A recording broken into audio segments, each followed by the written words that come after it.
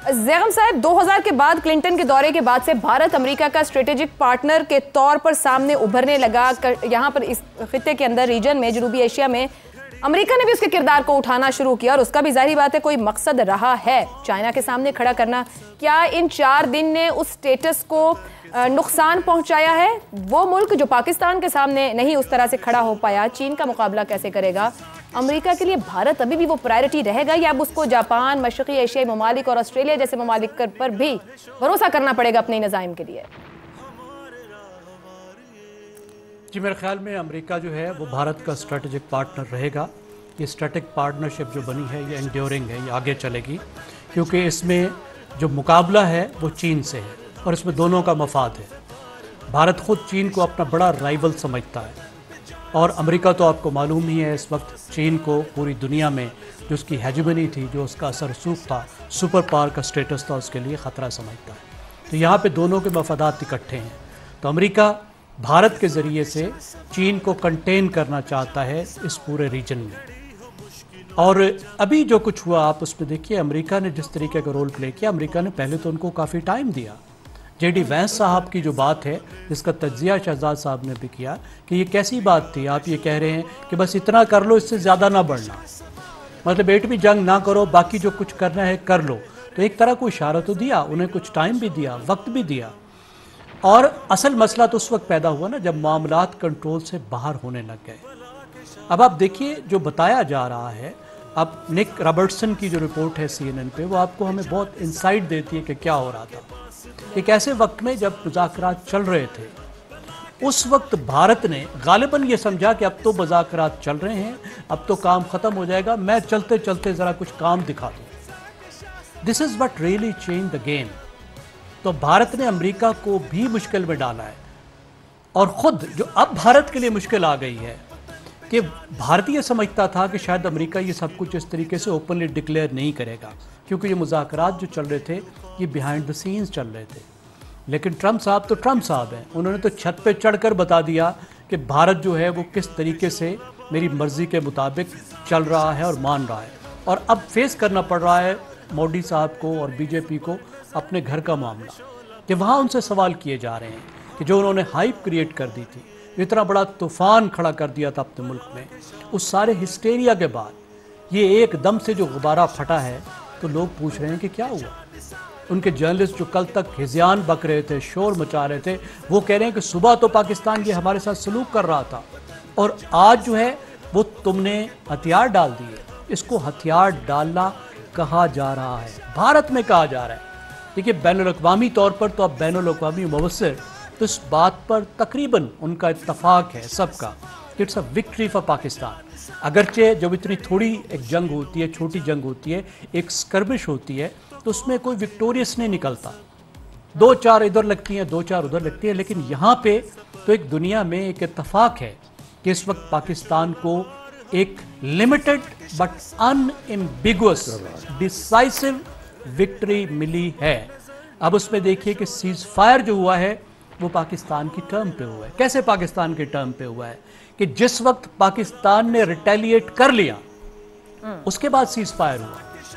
देखिए, अब बारी तो भारत की थी ना कि उसके पास चांस था कि वो मजीद आगे जाता, लेकिन उसका इतना सत्यानाश हो चुका था कि उसके बाद उसको पीछे हटना पड़ा और वो पाकिस्तान से कोई कंसेशंस नहीं ले सका। यानी जो वो एक ऑब्जेक्टिव बनाकर आया था, जो उसने मकसद बनाया था कि मैं ये हासिल करने जा रहा हूं, मैं पाकिस्तान को सबक सिखाने जा रहा हूं, चले जोग्राफिया को भी छोड़ दें कि वो बदलना है या क्या करना है, खुद जो सरकारी एक ऑब्जेक्टिव था कि पाकिस्तान को लेसन टीच करना है, गेम बदलनी है, उसमें तो वो बुरी तरह से नाकाम हो गया। और ये पाकिस्तान था जिसके हाथ में एस्केलेशन का कंट्रोल था, जिसने फर्म और प्रोपोर्शनेट रेस्पॉन्स किया और भारत जहां ले जाना चाहता था वहां पे मामला नहीं गया। अब ये सिर्फ मेरी बात नहीं है, ये मैं सिंथेसाइज कर रहा हूं पूरे बैनुल-अक़वामी जो एक्सपर्ट्स हैं, वो जो राय दे रहे हैं, वो जो कह रहे हैं। और फिर पाकिस्तान को जो इसमें सिंबॉलिक विक्ट्री मिली है। देखिए, सिंबलिज्म बहुत अहम होता है और ये सिंबलिज्म जिस तरीके से राफेल गिरा है, अब जिसको छुपाने की भारत ने बहुत कोशिश की, आज तक वो नहीं मान रहा। इतने खुल्लम खुल्ला جی مطلب رافیل والے مان گئے بھائی، فرانس مان گیا، اب تم بھی اپنی مان، اس کا ایک بڑا نفسیاتی اثر ہے، اور اس میں جو بھارت کا ایک تاثر قائم کرنے کی کوشش تھی کہ اس کو ایئر پاور انوینسیبلٹی 2019 سے وہ یہ تاثر دے رہا تھا کہ آسمانوں کے تو اب ہم حکمران ہو گئے ہیں۔ دیکھیں آسمان اس میں تو ہم نے ان کا یہ تاثر خراب کیا تھا سر، اگر آپ کے پاس جی دیکھیں یہ تھا نا کہ اگر دیکھیں آج جس کے پاس آسمان ہوتا ہے اس کے پاس زمین ہوتی ہے، فضائیہ لیڈ کرتی ہے، فضائیہ کے بغیر آپ ایک قدم آگے نہیں بڑھ سکتے، آپ کے پاس آسمان نہیں ہے، زمین نہیں ہے، اور اس کے نتیجے میں جو آخری بات ہے کہ جو انٹرنیشنل آپٹکس تبدیل ہوئے ہیں کہ پاکستان حساب بھی چکا رہا ہے لیکن دنیا کو دکھا رہا ہے کہ ہم ریسٹرینٹ بھی ہیں، ہمارا ایک ریسپیکٹفل ریسپانسیبل بیہیویئر ہے، ہم پیس کے لیے ہیں، اور دوسری طرف بھارت کا ایک ارریسپانسیبل بیہیویئر، ایک شور جس سے اعتماد کی کمی ظاہر ہوتی ہے، ایک اتنی بڑی طاقت۔ جمیل صاحب، پاکستان کی سفارتکاری پر بھی یہاں بات ہونے کی ضرورت ہے، یو این سے لے کے امریکہ تک ہر جگہ سے، اور پھر جس طرح بھی زیغم صاحب نے بتایا کہ دنیا بھر میں ہر محاذ کو اگر دیکھا جائے تو پاکستان کو اپریشیٹ کیا جا رہا ہے، ریسٹرینٹ کی بات کی جائے، اسٹریٹجی کی بات کی جائے، اپنا پیغام سامنے رکھنے کی بات کی جائے کہ آئیں ہم مل کر بات کرنے کو تیار ہیں۔ اب جہاں ہم آ گئے ہیں، جب امریکہ کشمیر کو بھی مان رہا ہے، صدر ٹرمپ تسلیم کر رہے ہیں کہ اس تنازع کے حل کی ضرورت اور ثالث بننے کو، یہاں سے آگے جو سپیس ہمیں مل گئی ہے ان 4 دن کے بعد، شارٹ ٹرم میں اور لانگ ٹرم میں پاکستان کی اسٹریٹجی سفارتی طور پر کیا ہونی چاہیے کہ ہم یہاں سے آگے بڑھیں؟ وہ کشمیر کا معاملہ ہو، وہ پانی کا معاملہ ہو، یا بھارت کے ساتھ دیگر کوئی معاملہ ہو، شارٹ ٹرم اور لانگ ٹرم مختصراً کس طریقے سے ہمیں آگے بڑھنے کی ضرورت ہے؟ بلٹ پوائنٹ اس کے یہ ہے کہ یہ جو شارٹ ٹرم والا معاملہ ہے اس پہ تو میں آپ کے ایک لمحے میں بتا دیتا ہوں، لیکن یہ ایک مومنٹم جو ہماری لیڈرشپ نے گین کیا تھا۔ Diplomacy is a subset of the politics. Political leadership جس انداز میں پالیسی دیتی ہے اس انداز میں ڈپلومیٹس اس کو امپلیمنٹ کرتے ہیں اور اس کو دنیا تک پہنچاتے ہیں۔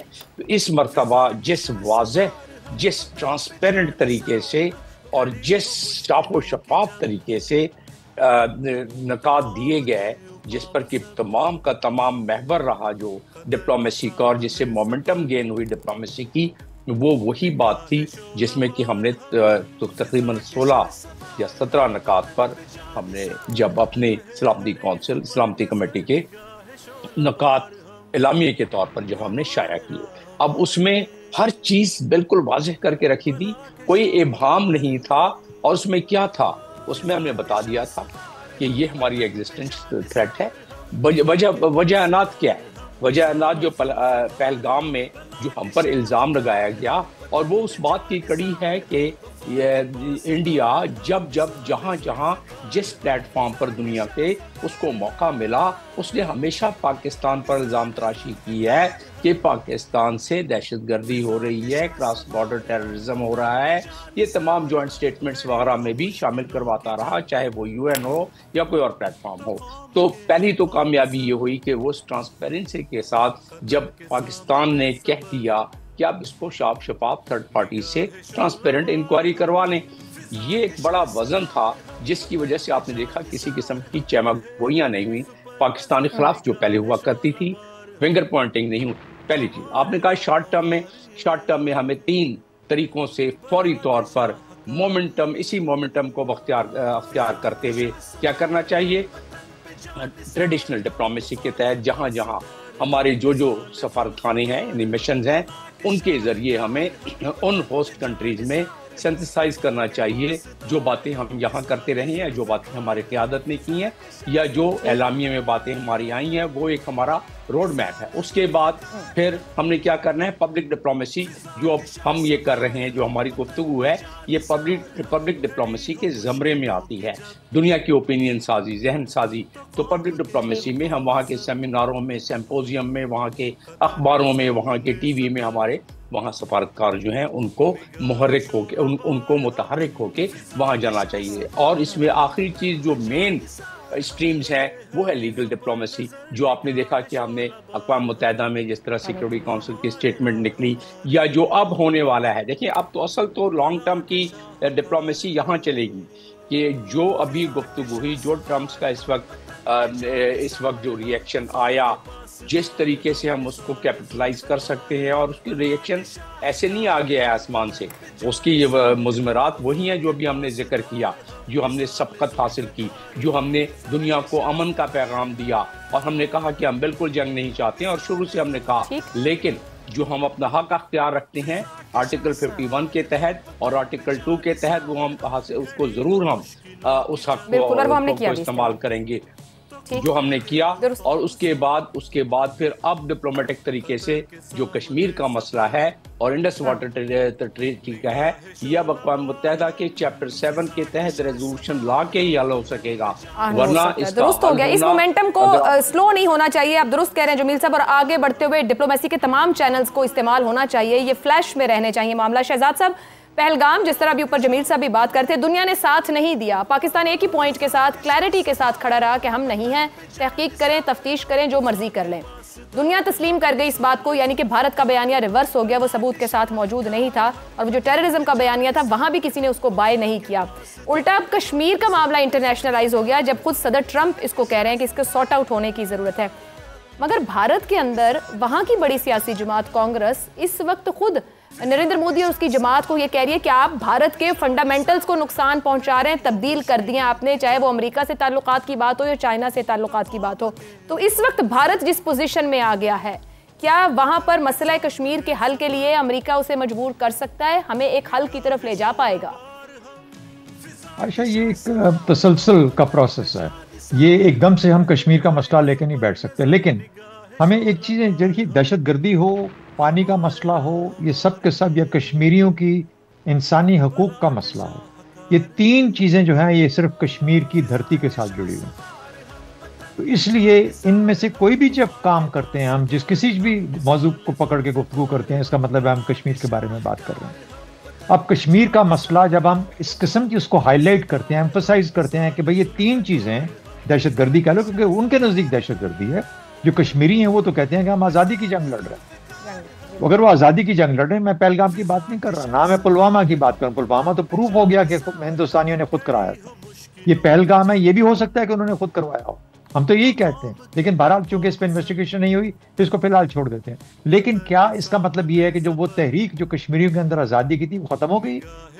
بلکہ مجھے تو یوں لگتا ہے کہ بھارت آج اس مقام پہ کھڑا ہے جہاں پر کشمیریوں کی تحریک آزادی پھر سے ایک نیا رخ لے سکتی ہے، ایک نئی اس کے اندر امنگ پیدا ہو سکتی ہے. تو اگر یہ چیزیں سب اپنی جگہ پہ قائم ہیں تو پھر کشمیر کا جو تعلق ہے وہ کشمیر کی آزادی کے ساتھ بھی ہے، پانیوں کے مسئلے کے ساتھ بھی ہے، اور جس کو آپ دہشت گردی کہتے ہو وہ اصل میں آزادی کے لیے بھی ہے، جو ان کے اندر تڑپ موجود ہے. تو یہ تینوں چیزوں کے لیے کشمیر کا کچھ نہ کچھ ہمیں فیصلہ کرنا پڑے گا، ہمیں بیٹھ کے کرنا پڑے گا. اور یہ کیونکہ ادروائز اس کے بعد آپشن کیا ہے؟ جب بھی آپ اس قسم کی چیز ہوگی، آپ اس نہج پہ پہنچ جائیں گے جہاں پر ایک نیوکلیر جنگ کے دہانے پہ کھڑے ہوں گے، پھر بھاگتے آئیں گے سارے ہمیں سیپریٹ کرانے کے لیے.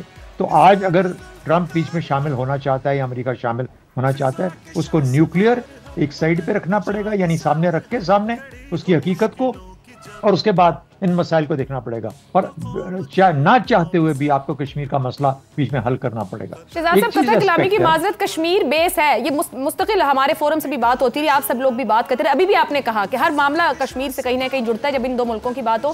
صدر ٹرمپ کا کشمیر کے اوپر بات کرنا اور اس کو ہائی لائٹ بنانا اور اس کے حل کی بات کرنا، یہ بھارت کے اندر ابزارب ہوگا؟ اور خود صدر ٹرمپ کی سنجیدگی، اگر آپ کو اس پہ کامنٹ کر سکیں. دیکھیے، میں اس پہ آپ سے عرض کروں، دیکھیے پریزیڈنٹ ٹرمپ کی بات کرنا بہت اچھا ہے کیونکہ وہ صدر امریکہ ہیں، امریکہ کے صدر ہیں، اور امریکہ کا صدر کوئی ایسے بات نہیں کر دیتا، جو وہ بات کہتا ہے وہ پالیسی بن جاتی ہے.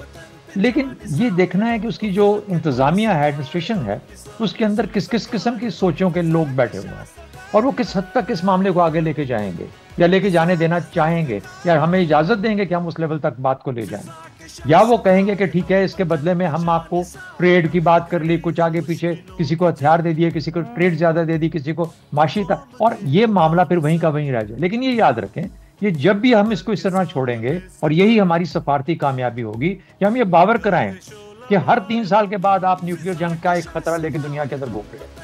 یہ لوگوں کو بھول گیا تھا کہ یہ کشمیر ایک نیوکلیر فلیش پوائنٹ ہے. یہ اب چونکہ سامنے آ گیا ہے تو پاکستان کی سفارتکاری جو ہے اس کو ایمفسائز کرنا ہے، اس کو سامنے لے کے آنا ہے. اس کو کبھی بھی سر پہ نظر نہیں ہونا چاہیے کہ ہم کس وجہ سے آج بیٹھے ہیں یہاں پہ کہ ہم نیوکلیر وار کے دہانے پہ کھڑے تھے.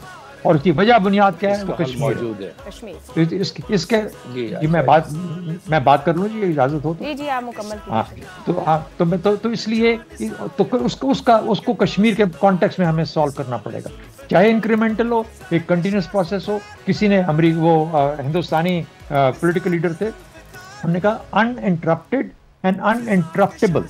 اچھا وہ تو کسی اور کانٹیکس میں بات کرتے تھے، ہمیں اس کانٹیکس میں اس کو لے کے آگے چلنا پڑے گا، اور ہمیں یہ جو پیرامیٹرز ہیں اس بات چیت کے، گفتگو کے، ہمیں اکٹھے مل کے ان کو طے کرنا چاہیے کلیئرٹی کے ساتھ۔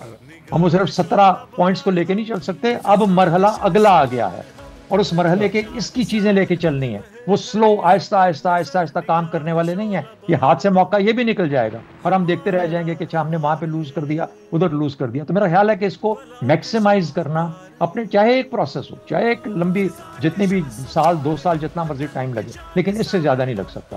پانی کا مسئلہ امیجیٹ ہے، اس کو فوراً حل ہونا چاہیے۔ دہشت گردی کے الزامات ایسے نہیں لگ سکتے، جو بلوچستان میں ہو رہا ہے، جو کے پی میں ہو رہا ہے، جو ٹی ٹی پی کے ساتھ ہو رہا ہے، وہ سب کے سامنے ہے دنیا کے۔ اور اس وقت بھارت دہشت گردی میں کوئی دنیا کے آگے منہ دکھانے کے قابل نہیں ہے۔ کینیڈا اور امریکہ کے اندر، اور پاکستان اور یو کے اندر جو اس نے حرکتیں کی ہیں، تو میرا خیال ہے کہ اس وقت کو اس کو میکسیمائز کریں، اس سے کمزور بھارت کبھی بھی نہیں۔